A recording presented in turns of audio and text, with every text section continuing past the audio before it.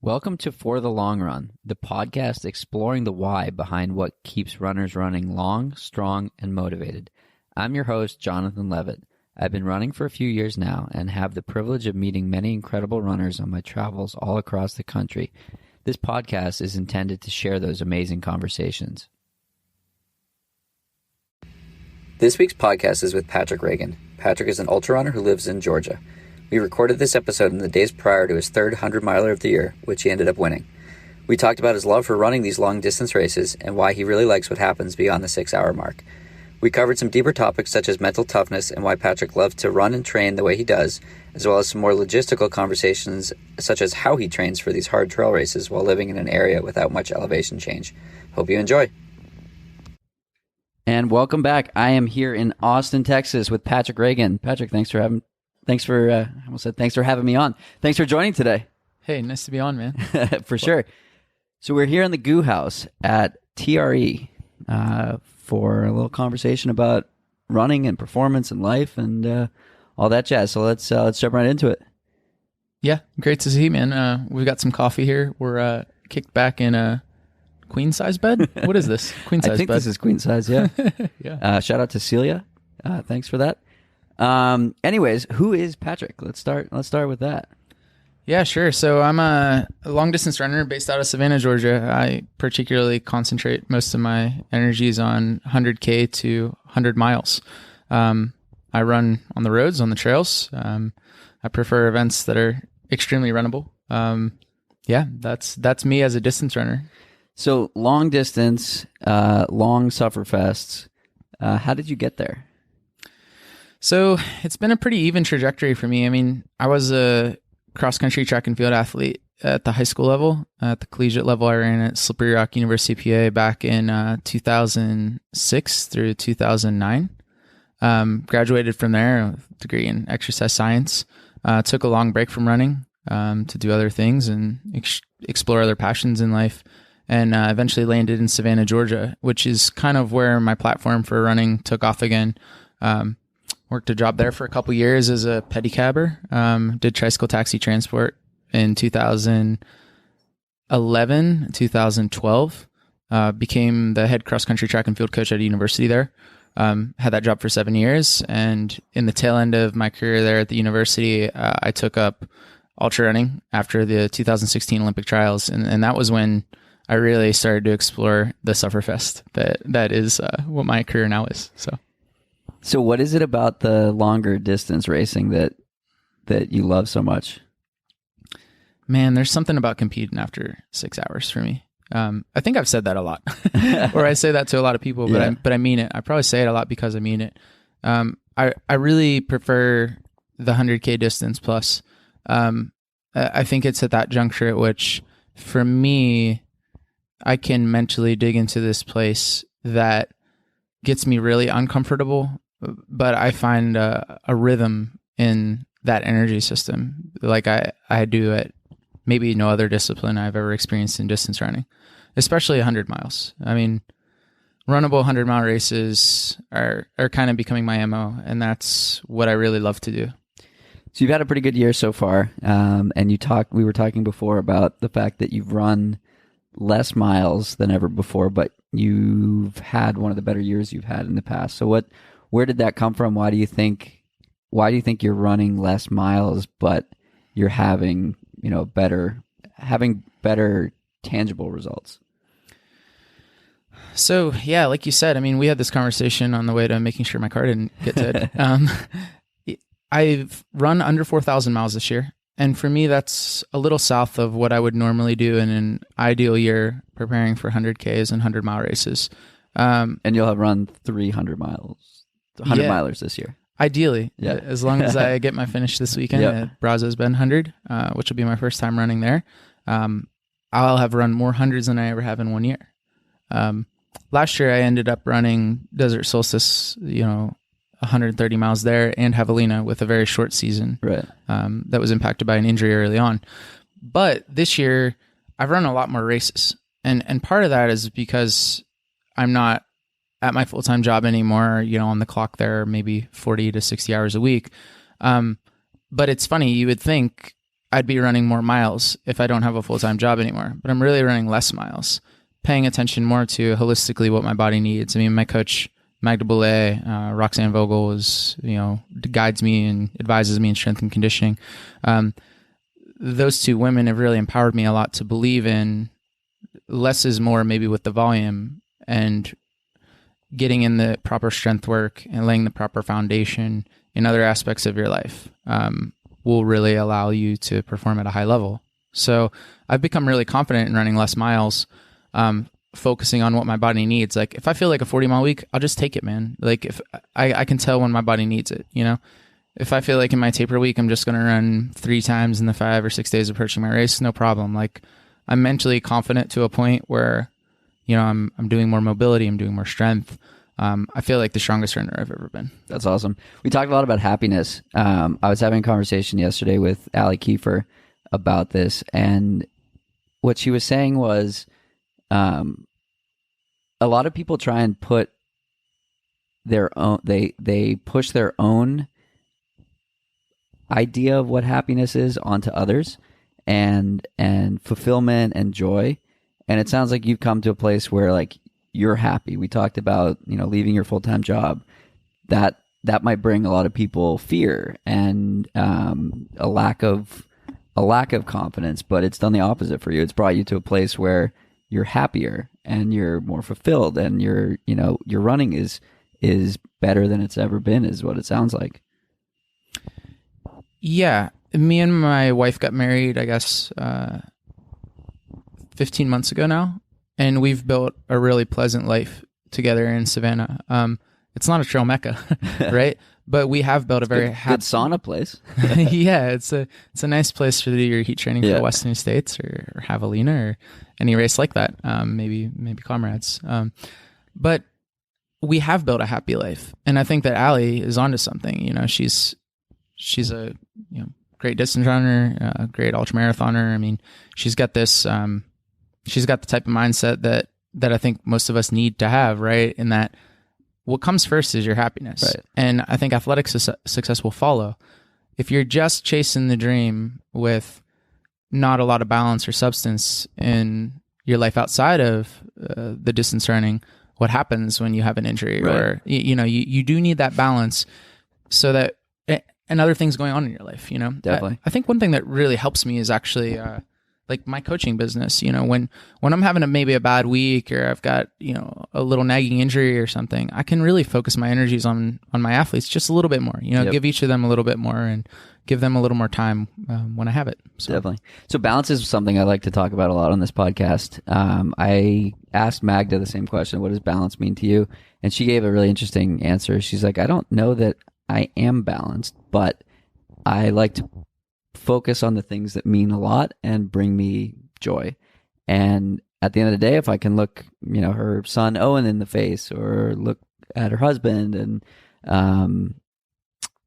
be happy, and say I spent time with this person today who I love, and I ran, and I was productive at work, and I'm fulfilled in relationships and stuff. Like, that's balancing what is important to her versus work-life balance or running life balance and things like that. So I'm curious your take on what does balance or not being balanced mean to you? I think the pendulum's shifted a little for me, and this year I committed to myself that I would say yes more to friends, to do fun things. Think less about, is this going to tire my legs out for that race that's in a month? To do more things that fulfill my life outside of running. Yeah. And that is sometimes me and my wife just going and taking a bike adventure, or deciding, hey, let's throw the kayaks on the roof and go kayaking. Let's take a little road trip that gets us out of the city for a day. To do more things that are fun, to go see more music. I've reconnected recently with some friends I used to play in bands with, and I'm playing a lot of music again. I'm playing maybe for an hour a day again.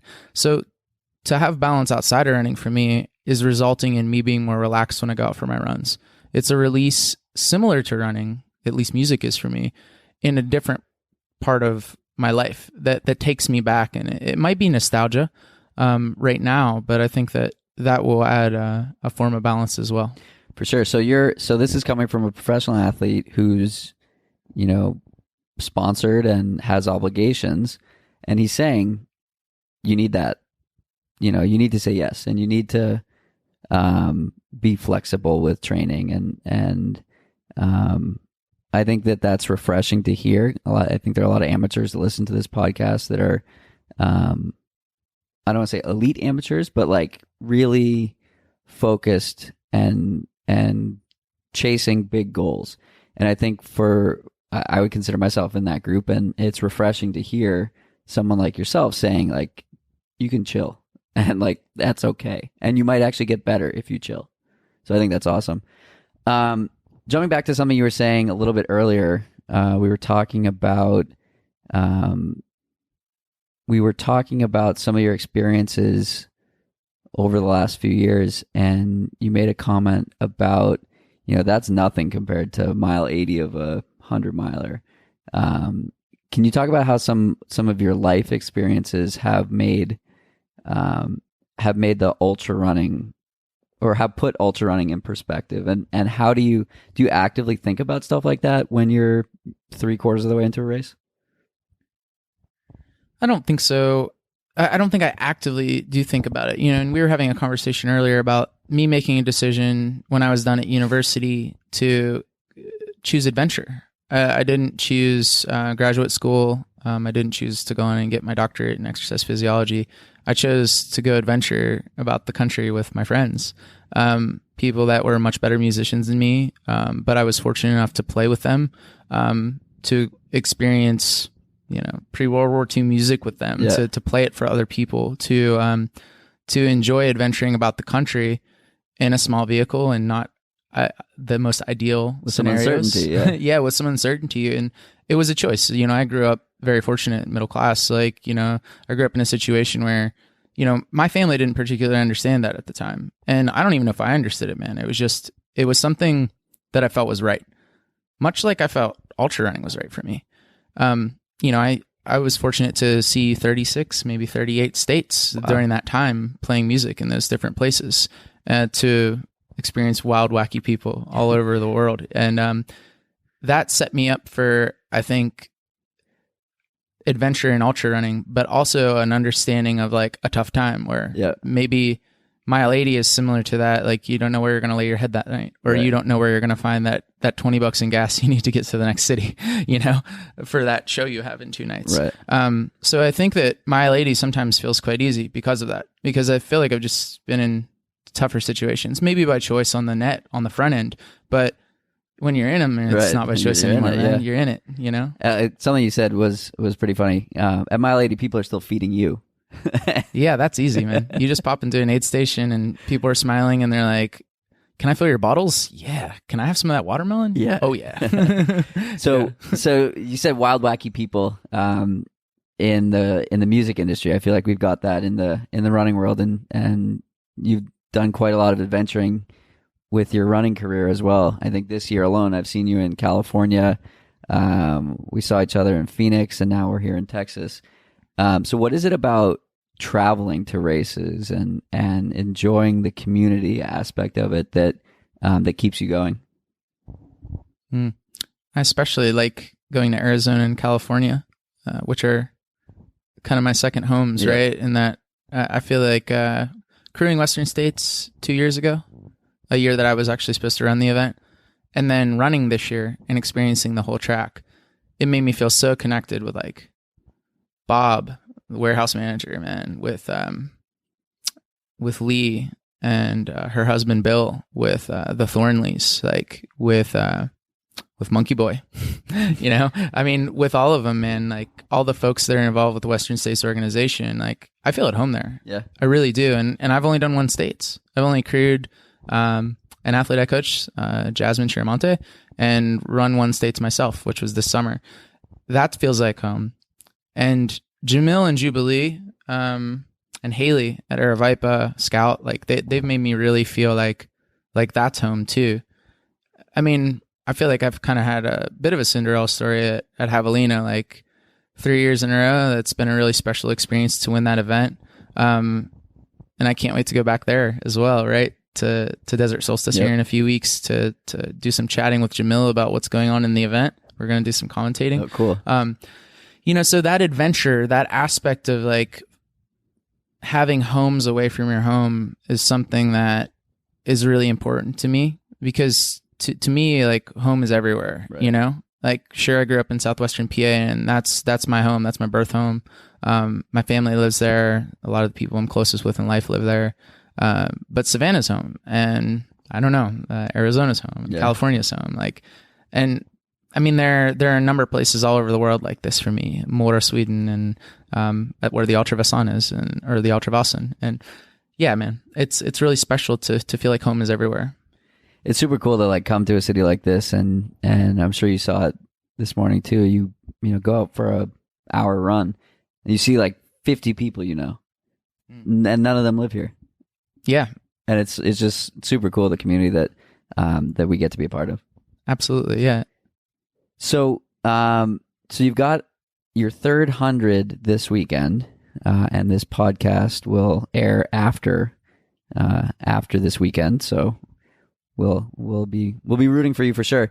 But what are you thinking about when you line up on a start line of a race like that? What's going through your head, at 5 o'clock in the morning or 4 o'clock, whenever you're getting started?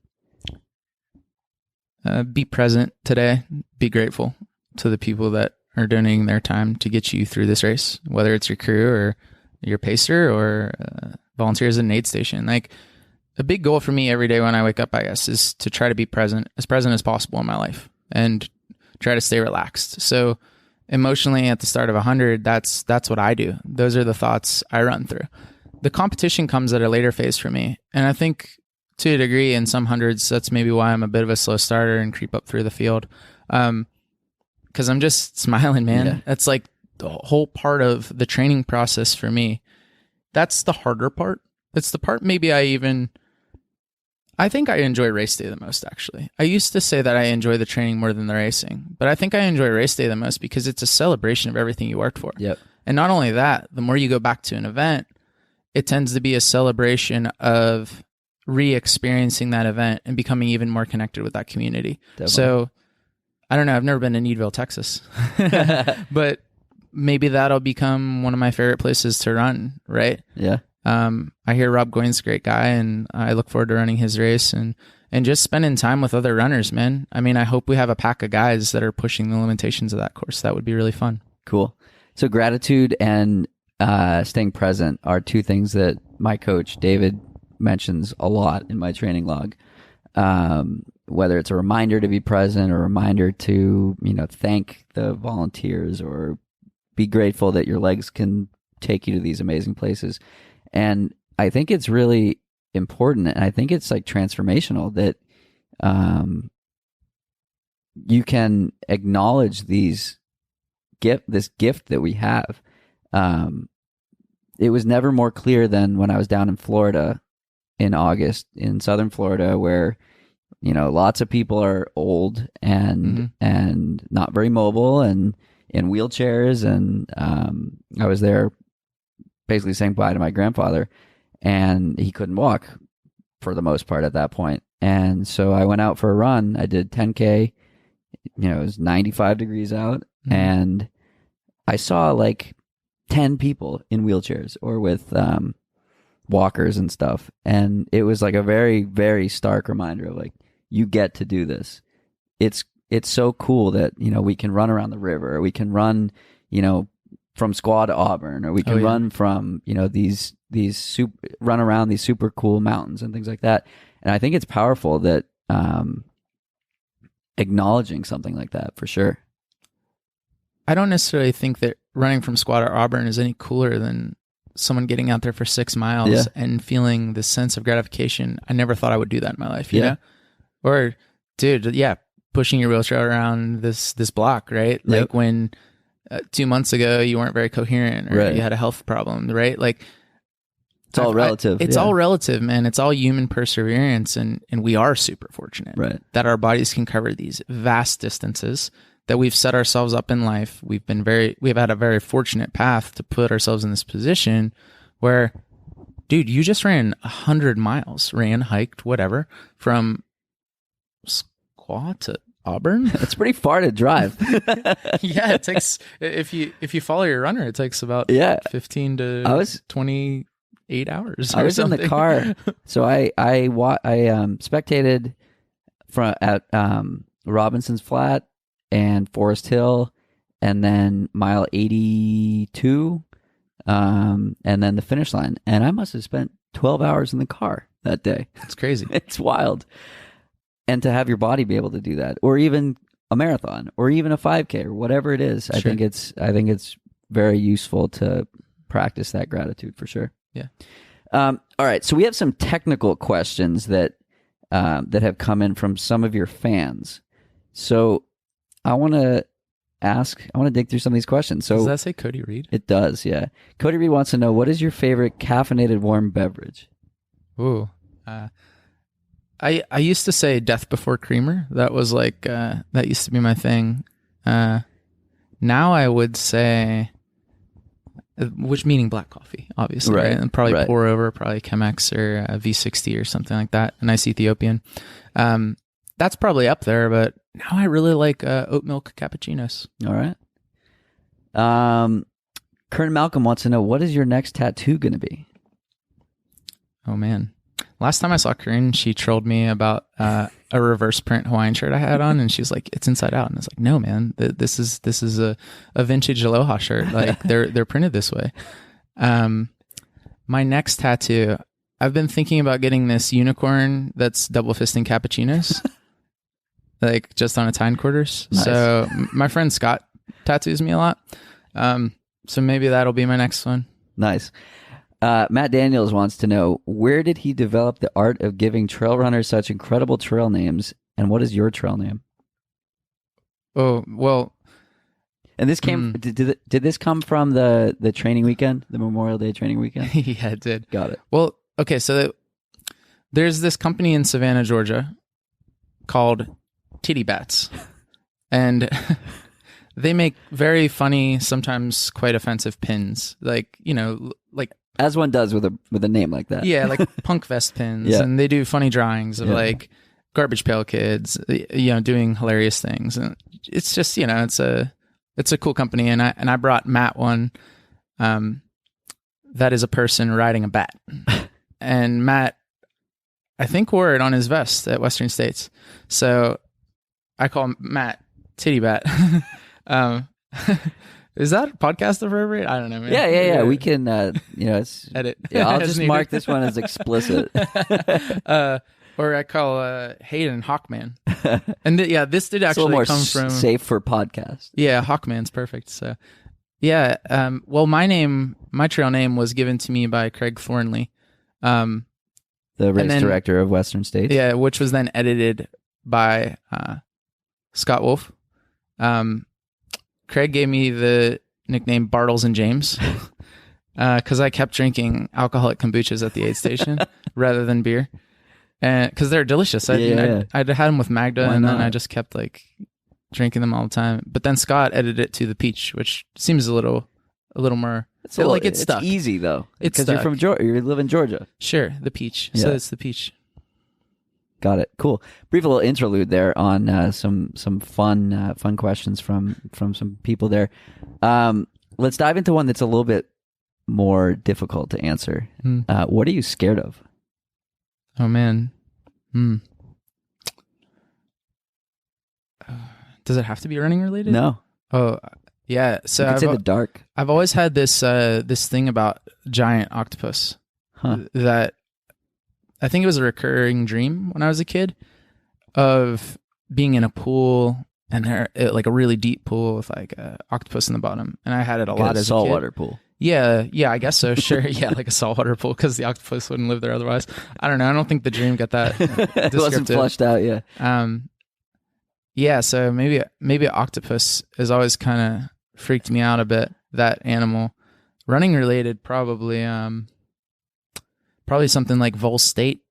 It's like 500K across the state of Tennessee. It's a Lazarus Lake race, What is it about something like that that excites you or scares you? Yeah, it more scares me. I mean, 500K is like 9 miles, 308 miles, man. Yeah. It's really far. It's far.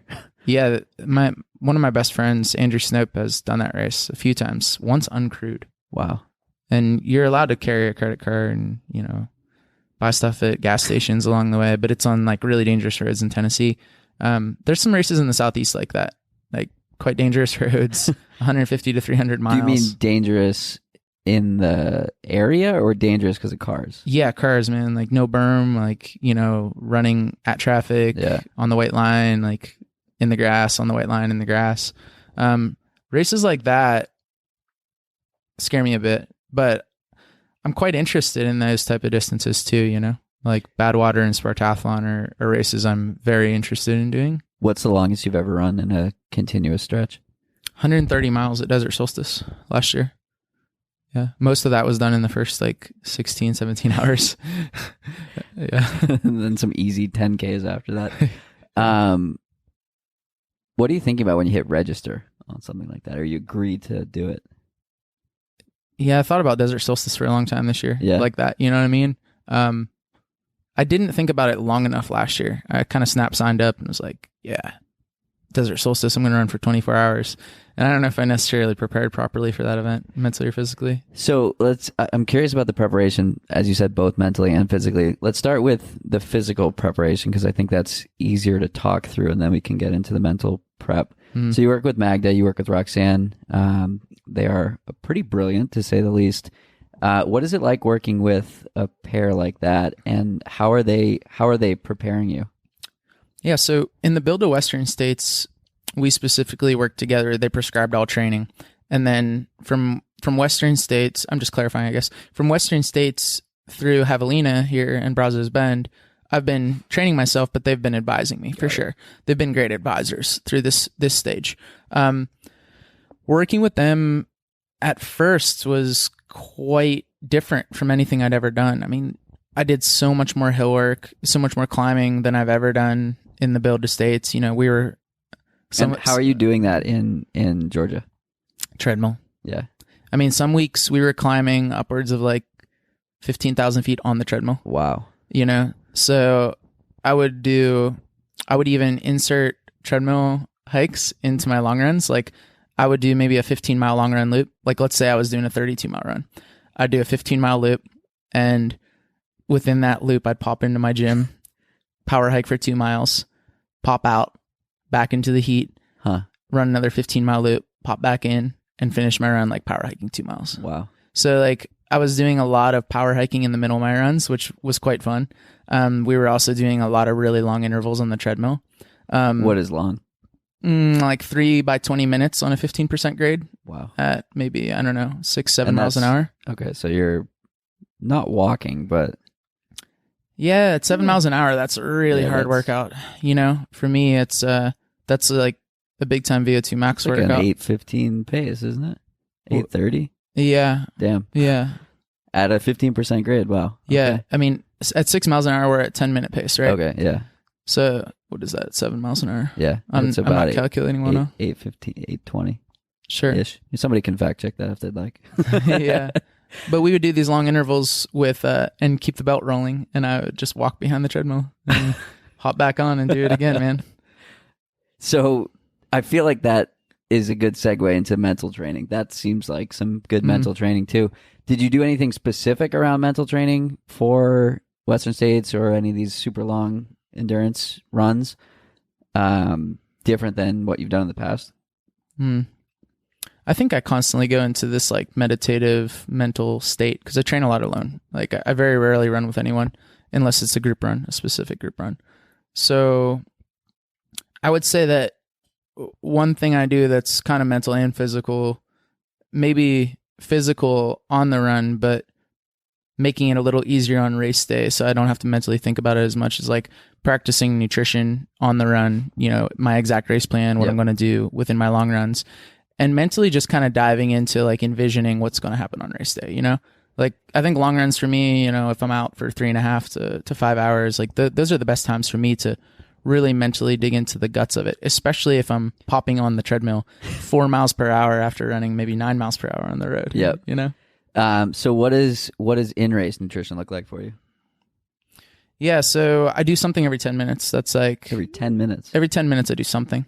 For me, I use All Goo Energy Labs products combined with fresh fruit and chips. I do very little like soda or candy or anything like that. On the 10-minute mark, I take a BCAA cap, which is 10 calories. At 20, I take a Roctane gel, uncaffeinated. 30, I'll take a BCAA cap. 40, Roctane gel, uncaffeinated, BCAA cap. And then at 50, and then at 60, I'll take my third gel of the hour. So that's 330. And at aid stations within that hour as needed, I'll supplement with an additional 70 calories of fruit and chips. And that'll be upwards of like, I'll float between 350 and 400 calories per hour from those sources. Some hours I alternate too, you know, like early on in Western States this year, I was eating 2 stroopwafels an hour, paired with like 100 calories of Roctane, Summit tea. Make a little sandwich. yeah. Sandwich, yeah, sure. Just like crunching up the stroopwafels and like pour some gel in there. Yeah. Gross. Yeah, it's so gross, right? But yeah, no sandwich. But I really like the stroopwafel Roctane combo a whole lot. The Roctane sports drink. Cool. And how long are you able to keep that going for? That exact nutrition plan? Yeah. Ideally 24 hours. I mean, I think my next time running 24 hours, I'd divert a little bit more to stroopwafels and Roctane sports drink. And throughout, I could probably also eat a little bit more whole foods. But yeah, I'd like to think I could eat 400 calories an hour for 24 hours. Cool. So I'm noticing a trend more in ultra running where people are doing, they're calling it projects. My project is this. My project is that. You know, I'm doing, fastest known time here. I'm doing, as Magda did, the Tahoe Rim Trail. Mm-hmm. She ran for a couple of days around Lake Tahoe. Is that something that interests you? Or are you more, as you said, you're loving race day more than ever before? Is that something that interests you? Yeah, I have a couple cool projects that I probably can't talk about yet. But yes, it is interesting. What is it about that?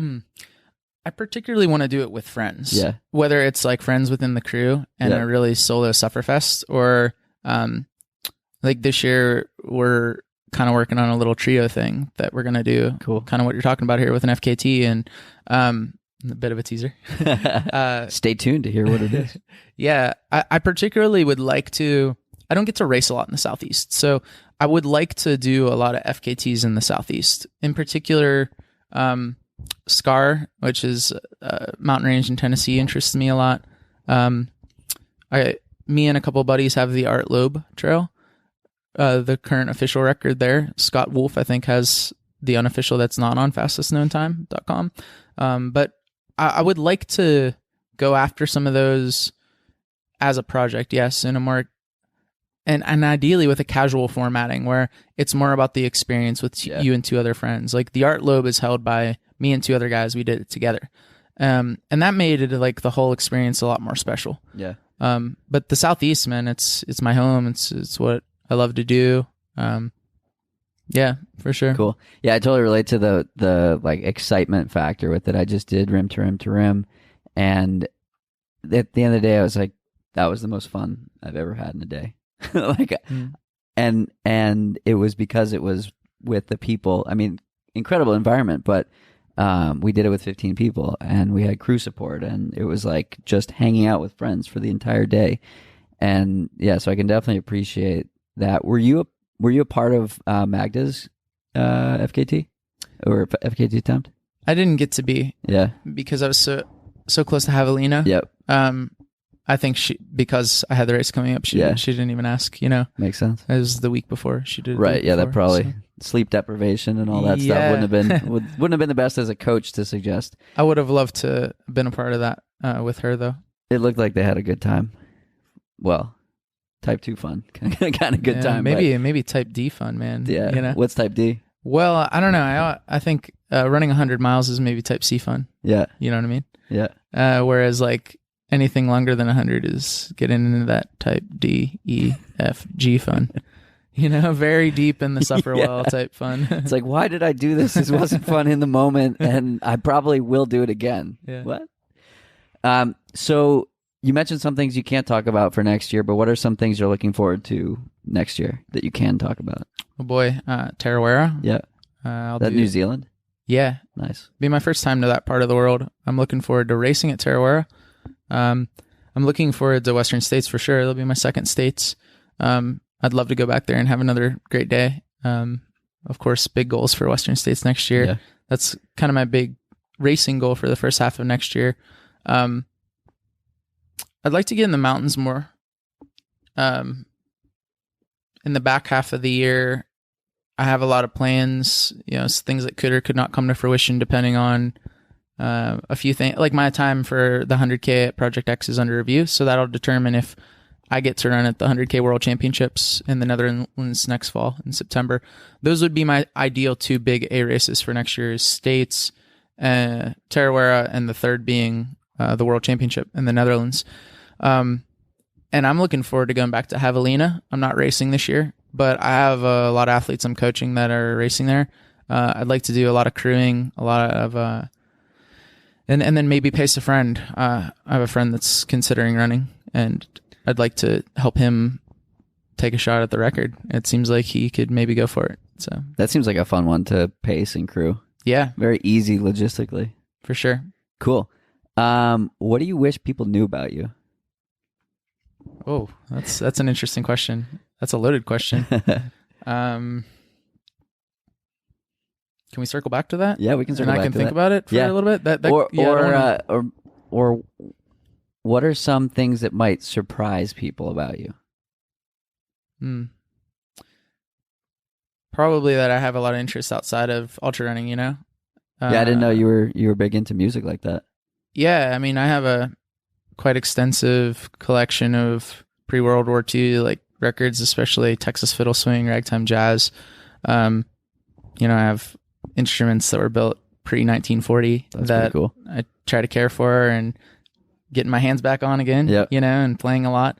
Really enjoying it. So yeah, I think Eric Strands had asked me what's your big goal for 2018 a couple years ago on his podcast, and I'd said play a lot of music, and it didn't really happen in 2019, but I finally acted on it again, and I planted that seed for myself. So yeah, man, it's like playing a lot of music is really important to me, and that's another way that I can connect with people that doesn't tire my legs out for what I do professionally now. So yeah, I guess the music aspect is real important to me. Cool. Where can we find you and follow your adventures on social media? Yeah, so I'm on Instagram at Patrick Reagan Running. I also, as you said earlier, everyone has a podcast, but I started a podcast with my good friend Mike Nadu at Tortoise and the Hare podcast on Instagram. You can see when our next podcast is popping up on there. You can follow me on Twitter at P Reagan Running, and I have a Facebook page. It's just Patrick Reagan Running. Awesome. Patrick, thanks for joining today, and have fun out there this weekend. Cheers. Thanks. That's it for today's episode. Like many long runs, it's sad when it has to end. I hope you join in next week on For the Long Run, and in the meantime, happy trails. If you've enjoyed this episode, it would mean a lot to me if you shared it so that others can find it and enjoy it too.